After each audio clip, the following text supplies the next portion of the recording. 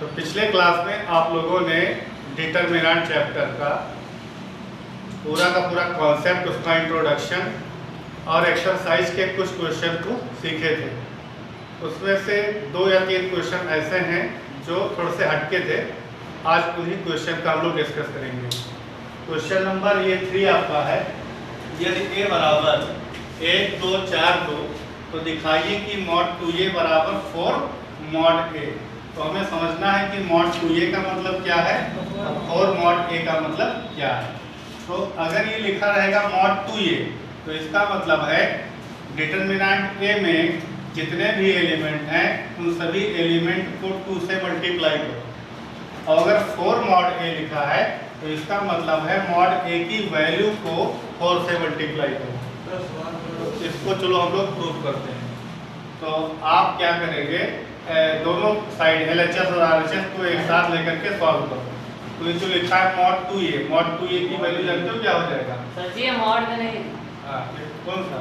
Sir जी वो ये mod में नहीं, ये डिटरमिनेंट तो है ये। सर जी ये जो आप मॉल लगाए हैं 2 4 2 में, हाँ, वो उसमें वो वाला जो पहले पढ़े आगे वाला है तो गलत छप गया है किताब में। गलत छप गया, अभी कहाँ आगे आया है? आगे इसमें आएगा लेकिन अभी नहीं आएगा। जब आएगा आगे आएगा एडजॉइंट मैट्रिक्स इसी चैप्टर में, खंडज आव्यूह। तीसरों में भी आव्यूह है, चौथा में आव्यूह है, छठवां में आव्यूह है, छठों में है और तो गलत मोड़ दीजिए, अभी आव्यूह नहीं प्रूव। मॉड 2a की वैल्यू निकाल लो LHS से, ठीक है? LHS में एक है मॉड 2a, उसकी वैल्यू को निकालो।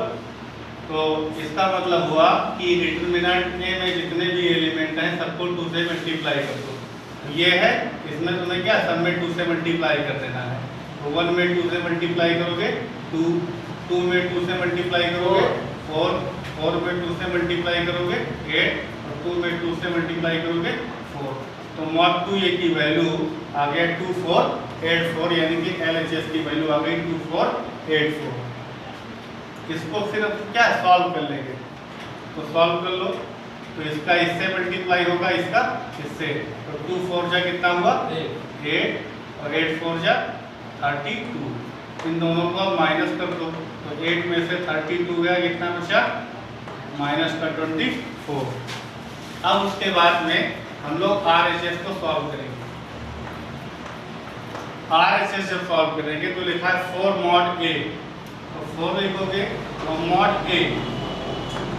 अब क्या है, ये जो 4 है वो मॉड से बाहर है, तो 4 से सारे एलिमेंट को मल्टीप्लाई नहीं करेंगे बल्कि 4 को बाहर लिखते रहेंगे। और मॉड a मतलब डिटरमिनेंट a 1 2 और 4 2 लिखेंगे और इसको सॉल्व करेंगे और फिर जो आएगा उसको 4 से मल्टीप्लाई करेंगे। तो ये हो जाएगा 4 और ये हो जाएगा इसका इससे मल्टीप्लाई 1 का 2 में तो आ जाएगा 2 और 4 का 2 में तो 4 2 का 8 और ये बीच में लग गया माइनस। तो 4 वैसे रहेगा, 2 में से 8 माइनस हुआ -6 आया और -6 का मल्टीप्लाई 4 में तो आ गया -24। तो आपने देखा कि LHS की वैल्यू भी -24 आई थी, RHS की वैल्यू भी क्या गई -24। तो LHS बराबर RHS आ गया। तो ये क्वेश्चन आपका प्रूव हो गया। दिखाने के लिए कहा था ना, तो प्रूव हो गया है। इसी तरह से शायद और भी क्वेश्चन निकाल होंगे, ठीक है? तो उसको तुम लोग सॉल्व करोगे या नहीं लगेगा तो बताना। डाल दो पहले इसको। 3 अंक वाला कैसे होगा? है 3 पंक्ति और 3। क्वेश्चन नंबर 3 देखो, इसमें है कि एक मॉड a की वैल्यू ये है तो दिखाइए कि mod 3a equal to 27 mod a। पहले वाला जो क्वेश्चन था वो भी ऐसे था, लेकिन उसमें जो ये डिटरमिनेंट था वो 2 क्रॉस 2 का था, द्वितीय कोटि का था। अब की बार तृतीय कोटि का दे दिया। तो क्या करेंगे, LHS को पहले सॉल्व कर लेंगे। तो जो LHS है वो है मॉड 3a। तो मॉड 3a की वैल्यू क्या होगी, इसमें सारे एलिमेंट को 3 से मल्टीप्लाई कर देंगे।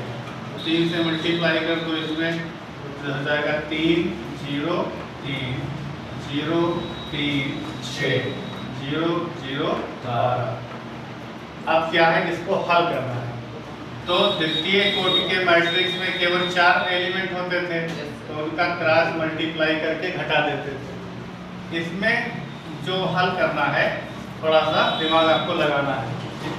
पिछले क्लास में मैंने आप लोग को बहुत डिटेल में समझाया था। तो क्या करोगे कि मान लो पहली पंक्ति के सापेक्ष इसका प्रसार कर रहे हो, तो ये जो 3 है इस 3 को यहाँ पर लिखो। अब 3 पहली पंक्ति में है और पहले स्तंभ में है।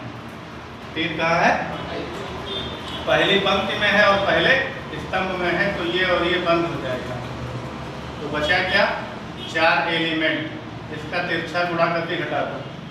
तो 3 गुणे 12 कितना हो गया? 36 माइनस 0 गुणे 6 0। और उसके बाद में अभी 0 बोलोगे तो 0 के पहले क्या लगेगा? माइनस। यहाँ पर प्लस रहता है, यहाँ पर माइनस, यहाँ पर प्लस, और यहाँ पर क्या रहता है? माइनस, फिर minus plus minus, plus minus plus, तो 0 हो गया।